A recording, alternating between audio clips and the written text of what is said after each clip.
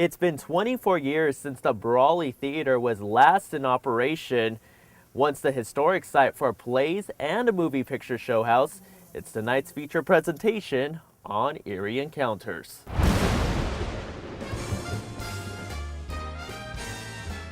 It used to be the center of entertainment in the small town of Brawley.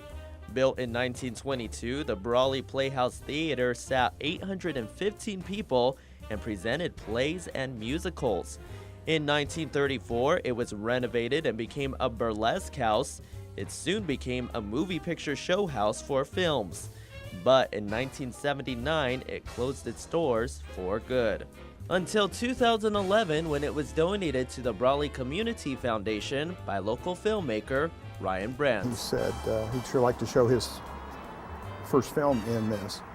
And I told him, said, if you can get it for the foundation, I'll be happy to do that for you. And it was kind of a joke, and about 2 years later, he showed up with the keys. Jay Kruger is the vice president of the foundation.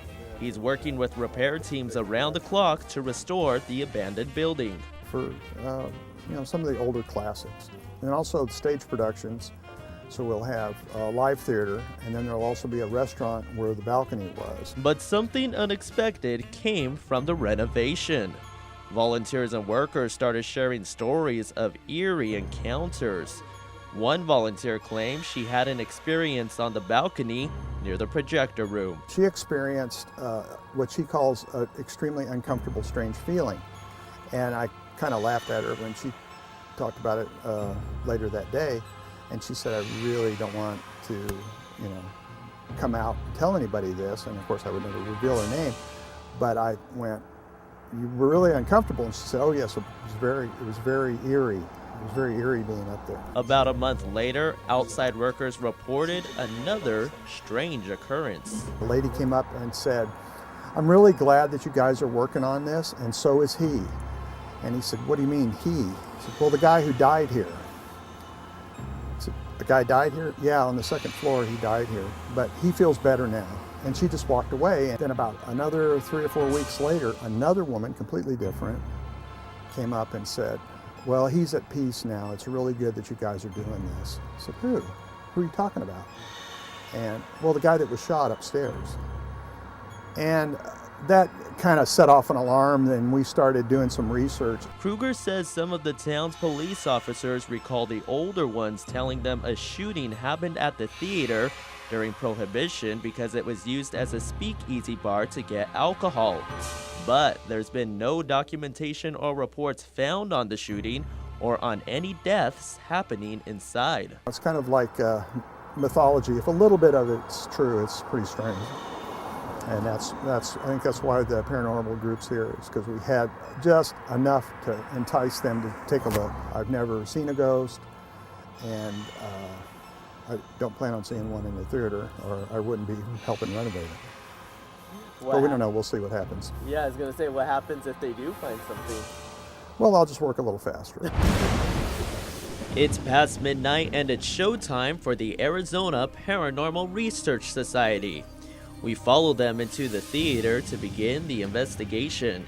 They're intrigued by some of the stories they've heard from site workers. He went around the back of the building, and from the inside he heard someone pounding and like making a bunch of noise, like ah! That was his experience, and he's like, well, that's really odd because I know there's nobody in there. They're also amazed by the theater's scenery. It's kind of the creep factor and then everything like that. And it being dark and dusty and musty and everything. When you walk in, you can just picture people sitting in chairs looking at this big screen, back in the day.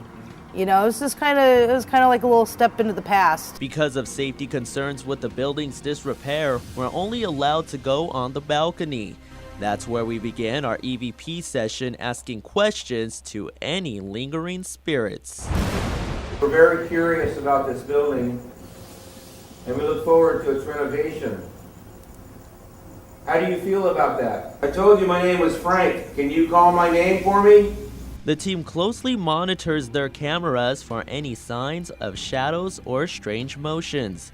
The investigation is a challenge to them. We do note that there are pigeons in there, there's old wood creaking and things like that, the wind blowing, no roof. So, you know, there's a lot of things you got to take in consideration. We then moved near the projection room where one volunteer says she felt something strange. Do you have any children? I heard this is the area where the gentleman died. Is that true? After about an hour and a half, we head out. The team hopes they've captured something on their equipment just as they have in our past investigations with them. Is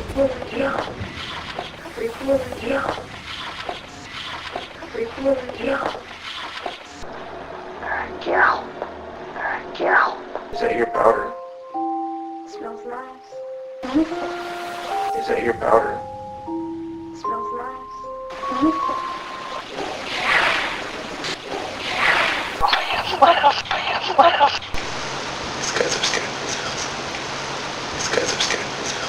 Unfortunately, the team came out empty-handed on this one, but members say that doesn't mean the building isn't haunted.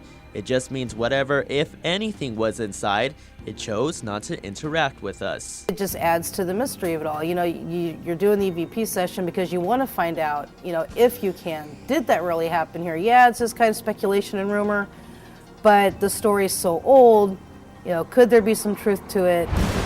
So whether you choose to believe or not, the choice is yours. Making our curtain call here at the Brawley Theatre, I'm Jon Archuleta for News 11.